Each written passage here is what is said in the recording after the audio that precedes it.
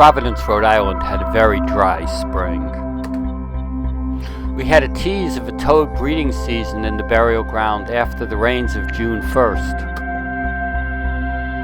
But it petered out under the hot sun.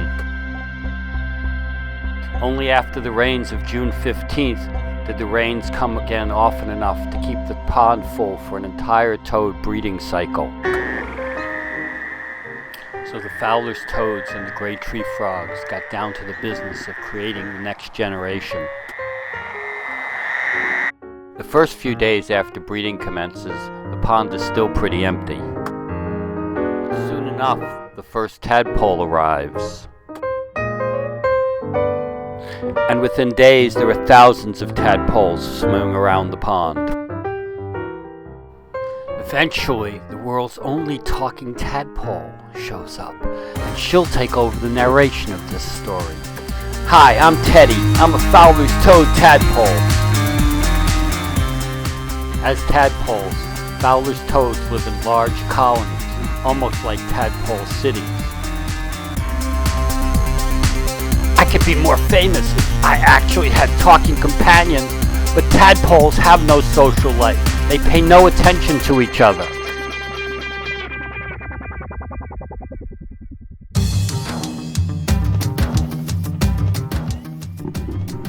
This is a typical day.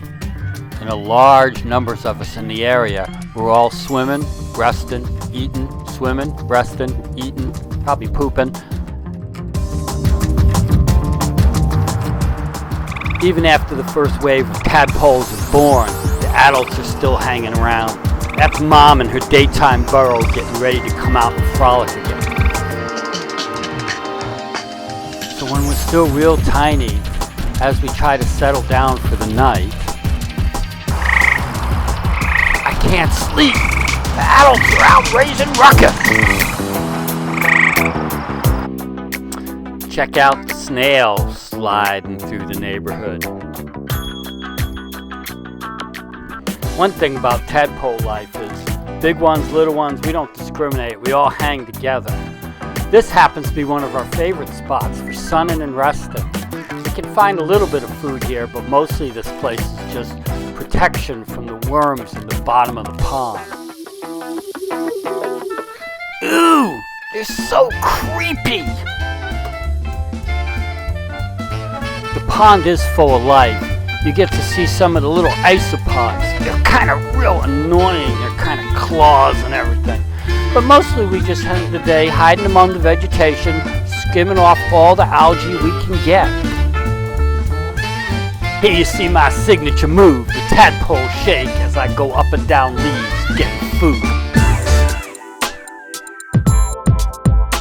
We go anywhere for food. Here we're all scraping algae off the rocks. One result of the extended breeding season is that after a couple of weeks, there are tadpoles of every size in the pond.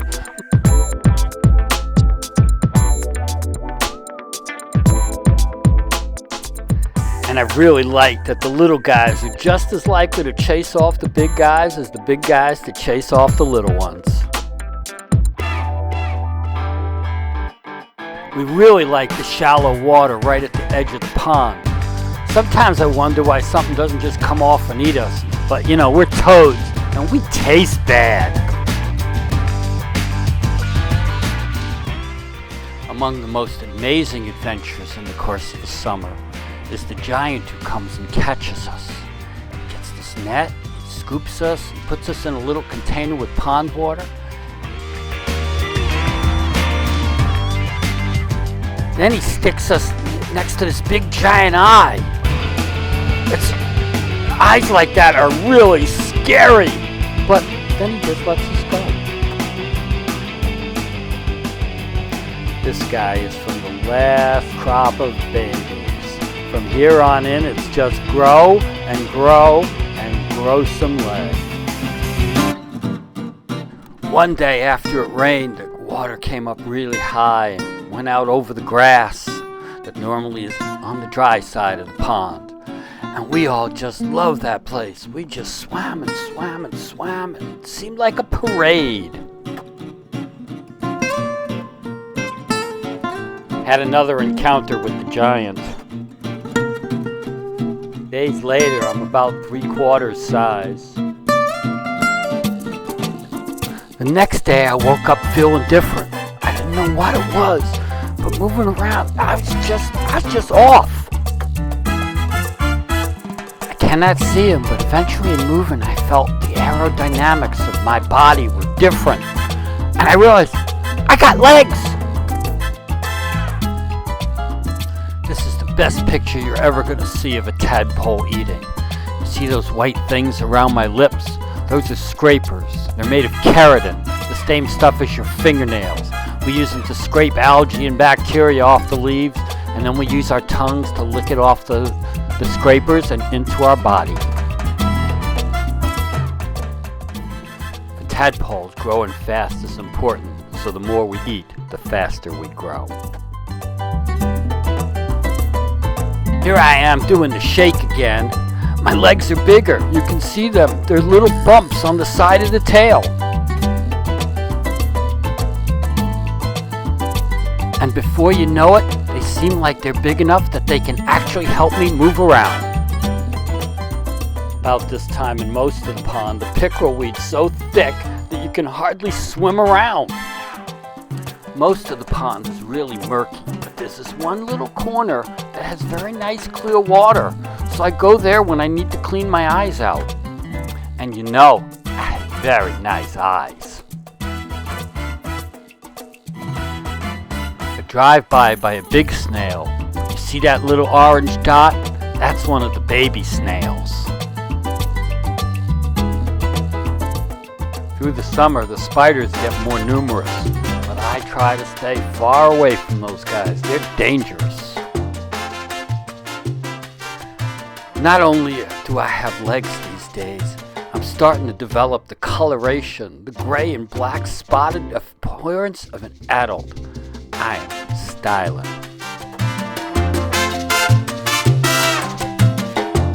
Many of the first guys now have 4 legs. They'll be leaving the pond in 3 or 4 days, but you can see there's lots of us still behind them. 3 days later, after the first of us were hopping out of the pond, we got a visit from the bullfrogs. They're dangerous. They'll eat everything. Good thing some of us have already gotten out of the pond.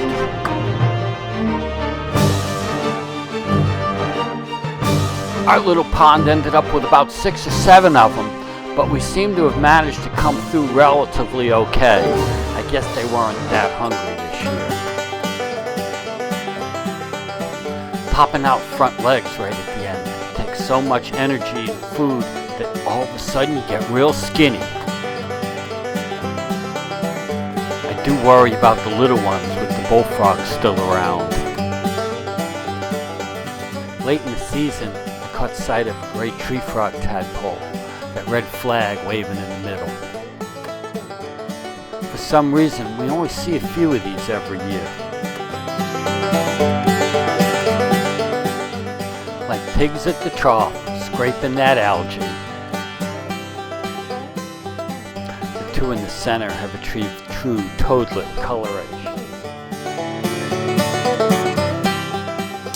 Clear water, lots to eat, plenty of sunshine. This is the life. We follow this road up the hill that leads to the rest of the big wide world. I wish I could show you the blue body and the graceful swimming instead of just the tail of the tree frog. When the tail starts to shrink, it shrinks fast. So you rarely see anybody with just the stump of a tail.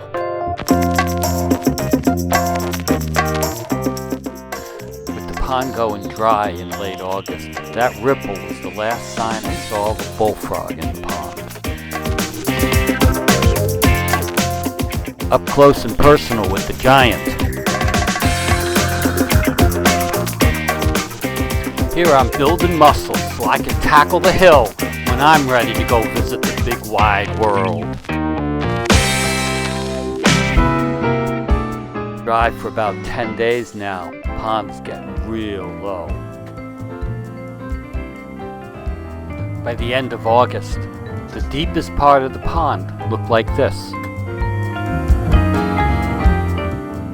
The best thing about a dry pond at the end of August is that it means all the bullfrogs leave, and so next spring when we get back together, we'll be much safer. Yeah, 2015 turned out to be a pretty good year for Fowler's toads in the North Burial Ground. Thousands and thousands of us turned into little toadlets and headed out to the big, wide world. Roll the credits, and I'll see you in the spring.